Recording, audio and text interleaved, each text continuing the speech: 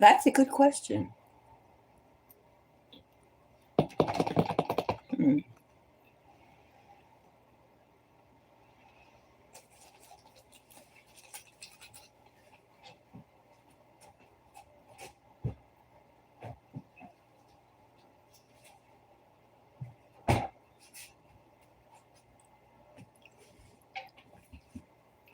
That's a good question.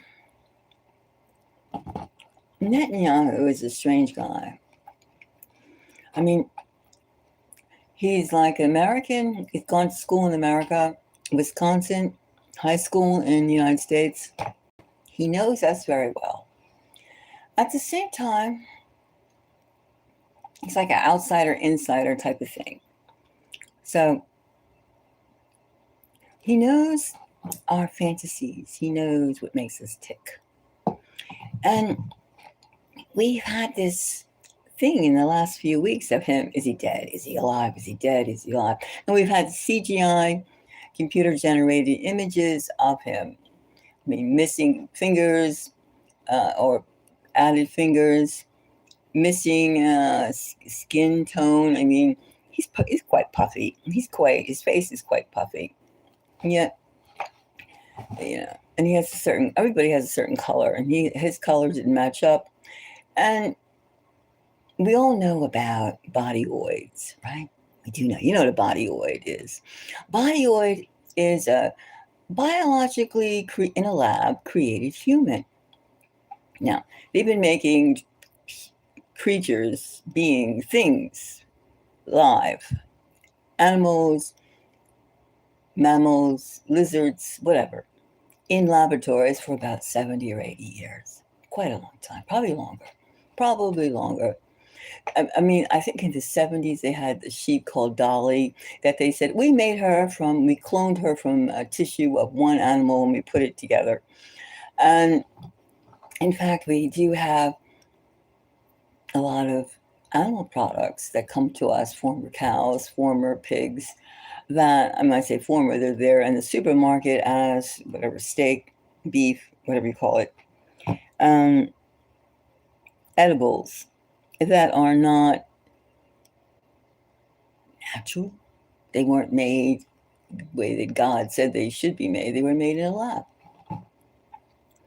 So the same thing with humans. We have bodyoids. We have also a term called sleeves. Sleeves are given life, pulsating hearts, nervous system in the body form for a certain period of time. Now, all of these things are true. Now, then it's not wildly accepted or going, hey, bodyoid and a sleeve and a clone. We've heard of clones. And we also know that robots, you take one of Elon Musk's robots, you put a fat suit on it or a silicone suit, and you have the person can look exactly alike. We have puppets, animated robots to look and act just like us.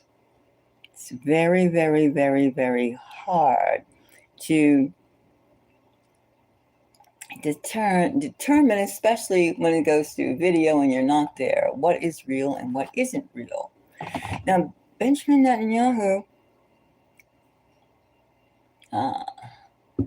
Dolly was cloned from the breast tissue. Yes, you could even get from like a finger, from a piece of skin anywhere. That's how sophisticated it is right now. And we also know that they brag that we have lab-grown brains who could play games and play music in a petri dish. Right? So I mean, things are very advanced. So, and of course, they've been putting computers or synthetic life forms in this humanoid. I got a Ken doll thing. I got a big doll all my own. Isn't that really sick? Cabbage Patch doll. Any type of doll you can have it 6 foot, 7 foot, 5 foot doll following you around, just like Trump's wife did, Melinda, the other day. She had a press conference, and here's my robot who introduced me. That was creepy, and that was kind of sick. Anyway, getting back to Netanyahu. Netanyahu, Netanyahu, let's see. Is he, Are we being played? Are we being played? Let's do this card. Let's do this deck. All right. Let's see now. Is it a robot or was it him or what's some kind of intel about Netanyahu? Is he? Because we've played around with nobody. I mean, somebody's trying to conquer the world as he is. Nobody has time to make selfies. Little vinaigrettes, video vinaigrettes. Hi, I'm here. Here's all my 10 fingers. That sounds suspicious to me and not fun. Not fun. Sounds creepy. Is he or isn't he? Is he really? What is his state? I'm just gonna have to go for the spirits for this one. Ooh, these cards. No, wait a second. I got too many backs are speaking to me about Netanyahu. There's so much to say about this entity, this person. I mean, a United States Israeli person. Netanyahu. Yeah, let's seriously. Which one of these?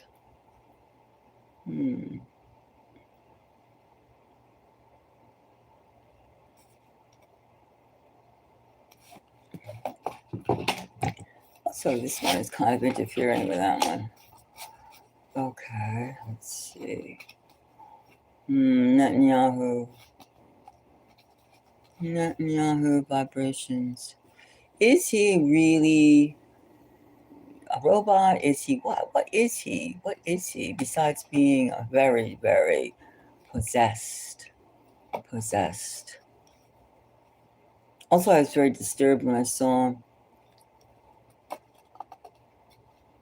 Donald Trump give an interview and his hands had the bruises on him again.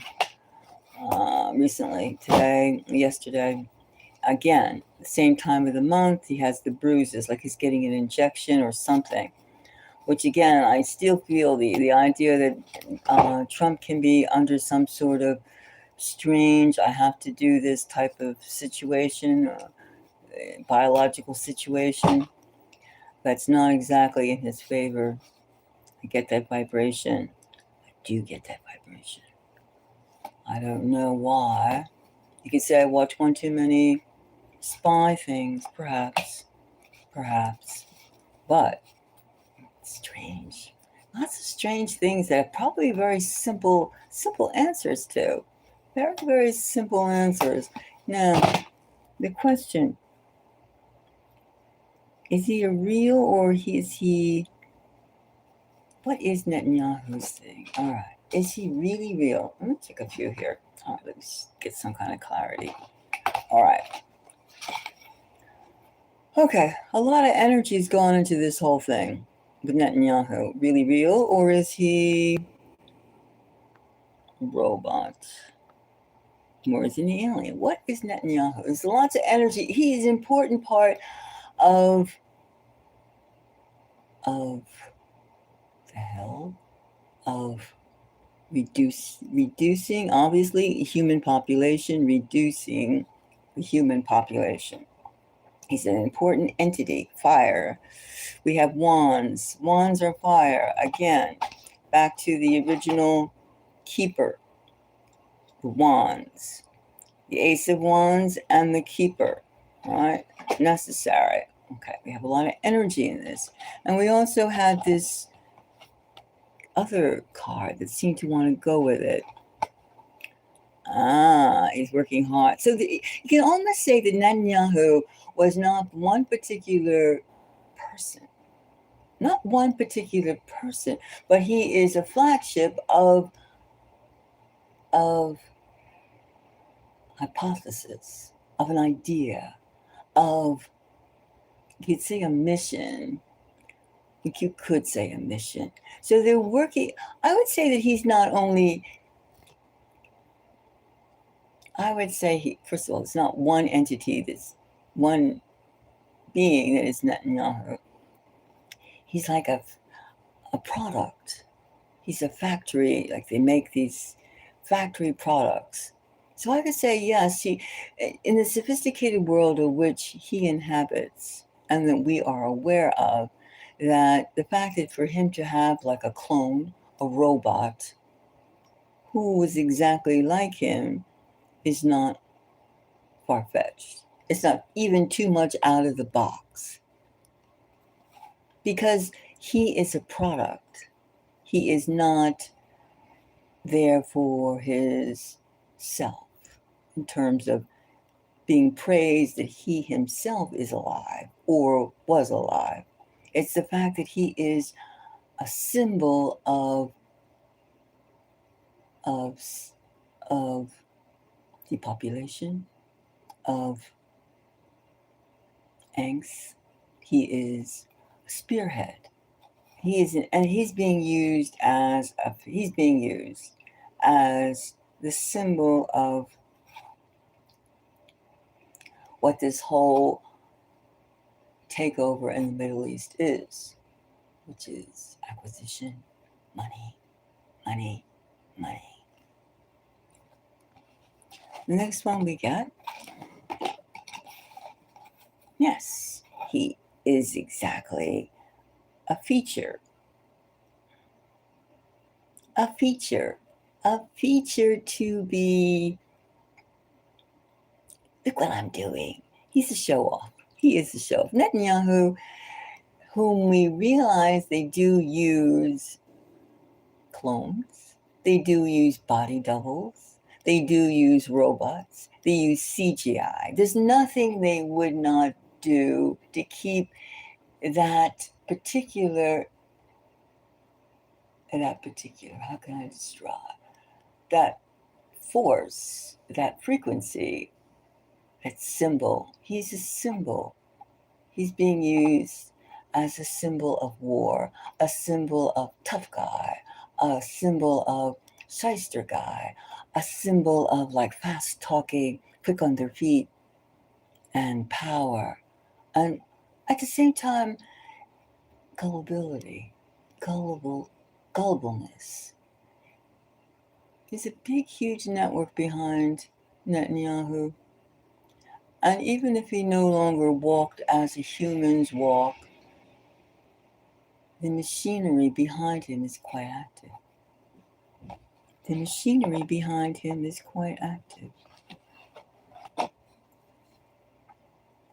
Yes, he is lauded as the hero to his constituents, to his followers, to his worker bees. You know, it reminds me of Henry Kissinger, who said about the military. He said, the military, this is a quote, you can go look it up. Military are stupid, dumb animals who serve as pawns for foreign policy. This is a statesman who is honored in the United States, elsewhere too, lauded as a champion. That's his statement. Now, you can see too that the pure dumb animal, I'm not just approach or label, it's not just for the military. Especially in the current war of the poor little girls, the 200s of children, women, residential targets, residential people, citizens, civilians, pure dumb animals. This is the state, the energy behind this, the magic. So they give him the appearance of he's the head. He's not the head. Again, where is he getting his energy from? You could say it's from the Torah, the anti-Bible, whatever. It's still, he's getting his energy from an outside source. And it's being fed with these trickery, with people that expect some sort of miracle built on ashes. It's a sick routine. A sick routine. Judgment. Hmm. Well, I think that we could safely say Netanyahu was an alien, or or a robot, or what? Well, we can ascertain that he is definitely like something manufactured. He's manufactured, and all those, let's say, bodyoids. Sleeves are have a certain type of. It's a body, a created body in a lab, to look like more or less a clone with like maybe like a 12-hour, 24-hour, 128-hour lifespan.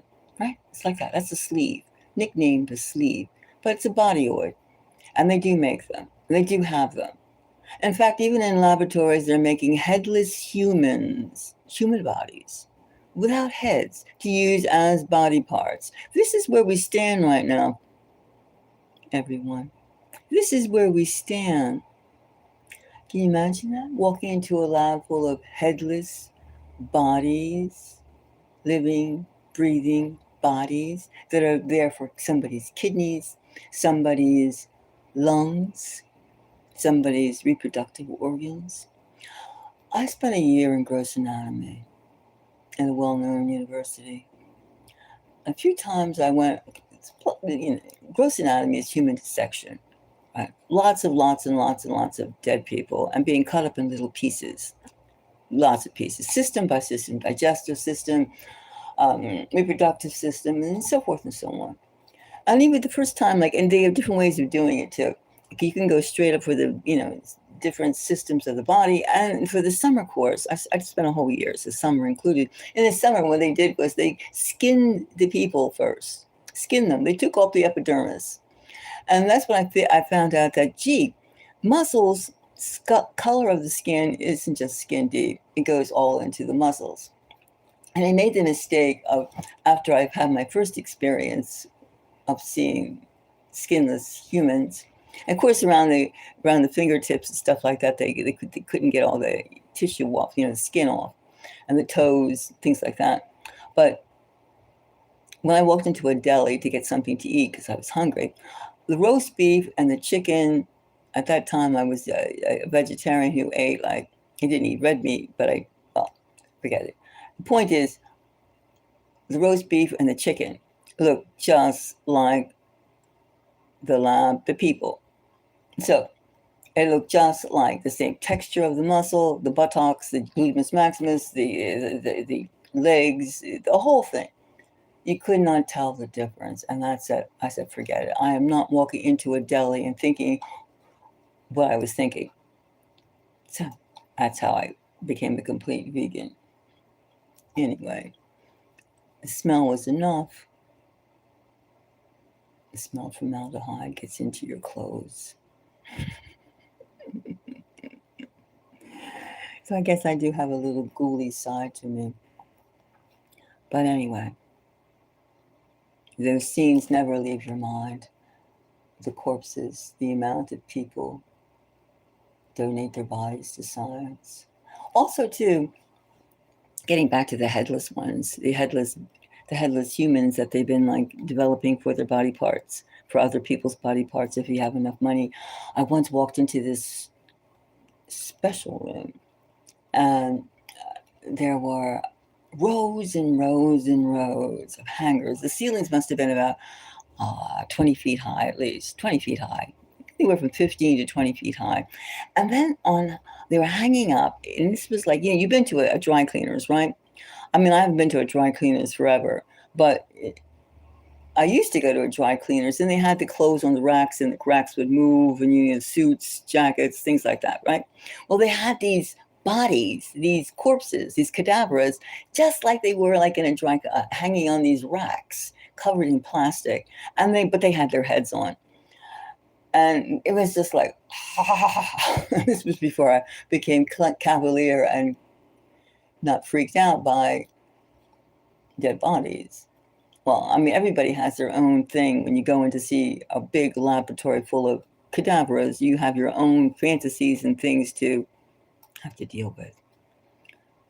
Anyway, so I can just imagine a whole loft, huge loft. I would say a 3,000 foot, 5,000 foot loft full of dead bodies, because the room that I went into was about, I would say, at least they had these hanging cadavers, at least about 600, almost, or maybe 800 square feet, and with 20-foot ceilings. And they also had, once I saw what it was, I looked away, of course, and then my eyes went to a counter at which they had fetuses in jars, like 3 or 4 quart jars or gallon jars, glass, of which they had their fetuses in fetuses or infants. It was just like that was worse to me than seeing the corpses hanging up. So anyway, how did we get it? I'm just saying that they do have all these developments going on. Now, this is geneticists. I mean, even like Epstein was a geneticist. He had quite a thing at Zorro Ranch, which again, that is a secret. Zorro Ranch. I mean, they're very much into anatomy. A lot more has not been said about the development and where the human activities and brains and development, biophysics, so much of what is going on is not being told to the public. All we're told about is stupid things, if that. So anyway, I say that there is quite a lot besides the CGI computer-generated images that we have been hailed, privileged to see. I mean, how do you feel about being being alive today? Like, even going along with what your country is telling you, it's like saying one thing, and then your guts, your inside saying this is not so. I mean, how are you expected to love? How are you expected to grow? Which we're not expected to. You can almost feel we're getting several messages. We're winning, we're losing, we're winning, we're losing. And we know we're losing. But how are you coping with all this? But I would say, getting back to Netanyahu is an entity. He's a machine. And he represents more than humanly possible to even articulate what he represents. But there's a lot of energy behind him, and he is a figurehead that if he was not alive, he's their scapegoat, in other words. He is their visual scapegoat when things go south. At the same time, if they don't go south, he is the face, the postage stamp of success. So it doesn't matter if he's alive or if he actually is organic anymore. I'll put it that way, in the natural way. It doesn't matter, because we're dealing with some very high sophisticated players, of which the masses are not really ready. Us people are not really ready for the dualities and the complexities involved. So, and because we have a huge judgment card on him, it's funny how we have, in the first reading we did too, about the three-way warfare, we had justice. And then we have judgment with Netanyahu. We have judgment. It's almost as though he's been cast already. It's hardened. It's already he has his role. That is his role. Its role. It's they them role. And he will be which is not exactly the way it should be, but he is leading. He's a leadership for a certain thing, but it's not just him. It's not just him. It's more. But he is leading. He's almost like a flagship. Now you know if you're leading a fleet, it's not the flagship that is you take down or you pump up. That is the war is over or beginning. It's more complex than that. It's more complex. It's more complex. But he definitely, they use every single thing they can for Netanyahu to work it. To work it. That's the most important thing. Working that energy. And I think the fact that we don't have any serious photographs of what's happening in Jerusalem or Israel. We don't have any reports. We just get some blips here and there. Whereas we see Tehran being puffed up and all these things, blown up and the death, the kill charts. That's very telling. The United States can't say how many servicemen were injured or killed or maimed or this or that. It's like tops. How can we don't have any openness, which is very peculiar. And it's also very disturbing. It's very disturbing. Like we have to win, this winning thing. There's no winning in war. There's no winning. Already the United States has been at war for almost 1 month. Almost 1 month. What is it? The 26th in a few days will be 1 month. 1 month.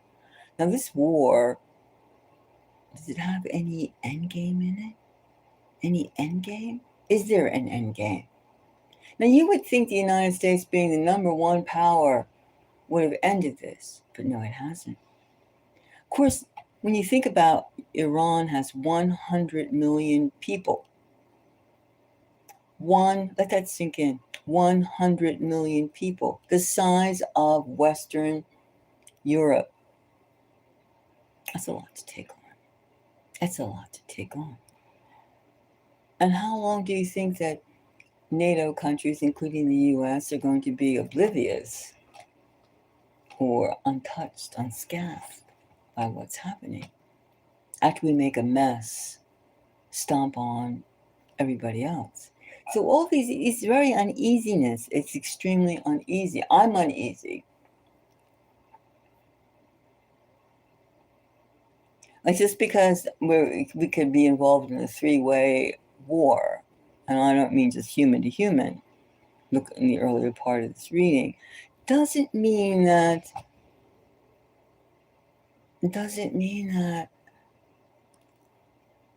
it's pain-free. It's painless. Even the fact of being around people that don't even care if a child is murdered, a baby is killed, that's depressing. That is disturbing. That is disturbing. They could do nothing. Nothing. Nothing. And then see one side, well, we'll just do tit for tat what's going on right now. And we hear no word. But now we don't hear about the Iron Dome. That's the only thing we don't, and we're not laughing anymore. 1 whole month of this war.